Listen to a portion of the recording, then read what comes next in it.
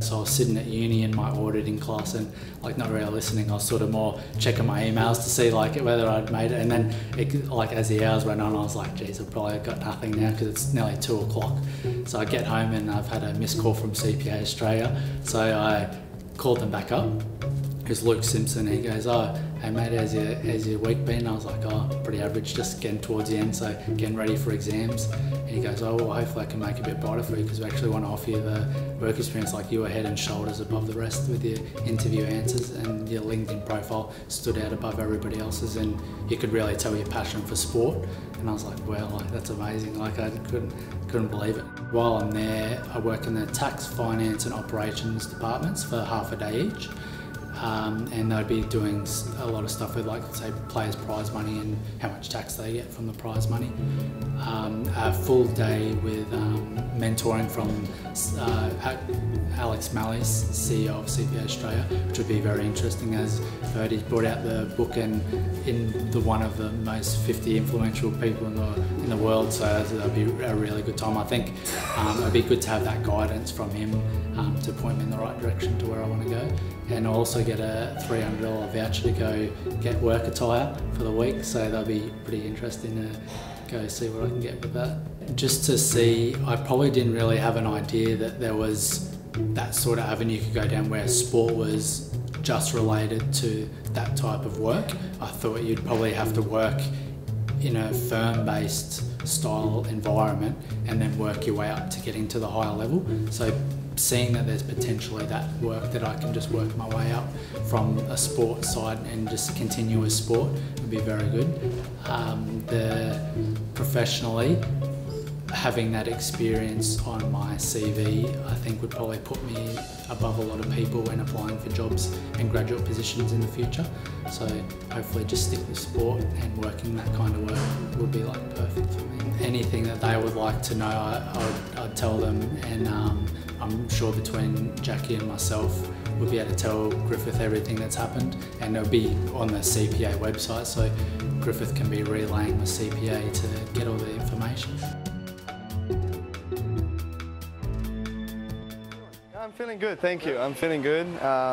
Heat-wise, not really, but I had the exhausting match today. But I'm really happy to come through because he put a lot of pressure on me. He was very aggressive from the start of the match, and he was taking the chances that have been given to him.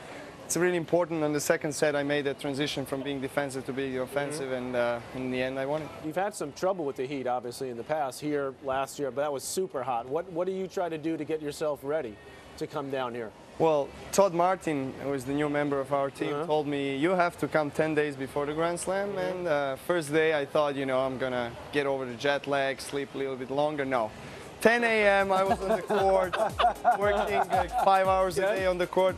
So yeah, I've been really trying to work intensively. Ah, you get the chair? Thank you. I was really trying to work hard and get this heat problem away. So right now, physically, I feel good. Game-wise, I still need to make some things a little bit better, but I'm confident. We got to look at your draw here quickly. You take on Eastman next, had a big result for him, but talk about that one. Obviously, the rest, you got Sangha in there. You got to be a pretty solid favorite to get through there, but what are your thoughts? Well, I try to take every match at a time. I'm well aware of the quality of the players that are playing here. It's a Grand Slam. Everybody has a motivation more to do well, and I think I felt it big time in these two matches where lower-ranked players really gave me a hard time. They step it up. They have nothing to lose. They play on the big courts, and that's where it gets really tricky. But I'm confident that I can play even better in 2 days, and just believe in the best possible result. Novak, how are you going over there? You can hear me okay? Everything's good? Novak, I saw you playing in Kooyong. You played an Aussie boy, 17-year-old Bernard Tomic there. Firstly, what do you think of his game? And secondly, you just looked a little bit, I know you're just testing your game and trying a few things. You look much sharper here, obviously, but the long season last year, do you feel any effects from that with the amount of matches you played? Well, definitely. I was saying on the press conference after those matches in Kooyong that the result didn't matter for me that much. I tried to work on things that I've done on the practice with Todd, and it worked well. I've done what I needed to do, played some serve and volley, and tried to make some variety in my game and get my game as far as possible. And yeah, Bernard is a big talent, I think, and he put a lot of effort of playing 5 sets last night. You know, I know it was a struggle for him, and it was a lot of pressure, you know, playing a last night match starting at 10 p.m. It must have been hard for him, but only 17 years of age and still playing on this level, you know, equally with the guys, you have to give him credit for that. I give you credit, Novak, that you've looked Yeah, over for sitting this way, guys. Yeah, hard time. we're You get extra credit for that. Be comfortable. You can stand up. Yeah, I if you can want. stand. Yeah, stand Man, up. It's better. Yes. I get cramps, Yeah, you know. yeah. You know what I'm interested in? You know, obviously over the years you've used different people to work on different parts of your game, but usually South American players have South American coaches, European players have European coaches. You bring in Todd Martin, an American. An American. That never, like, honestly, God bless. does that ever happen? You know? Very rare, actually. I'm just wondering why you made that decision, because it's you just don't see it much. You see Americans, to my mind, you know, they coach Americans, and a lot of Americans want European coaches to teach them clay. Well, I have to give him a big credit for that, for working with a crazy guy like I am.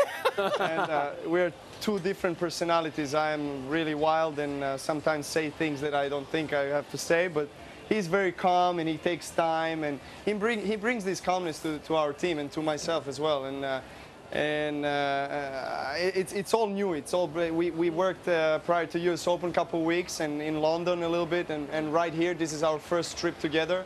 So it takes time, you know. It's a process. I cannot feel the results right away of our work, but I'm confident. You know, he's a very positive guy. You know, I have to say a thing. Whenever we practice, you know, I like to show my emotions on and off the court, you know. No. Just like that. No, really. No. Really. Like, really? You know, I like to break the rackets. Yeah, why not?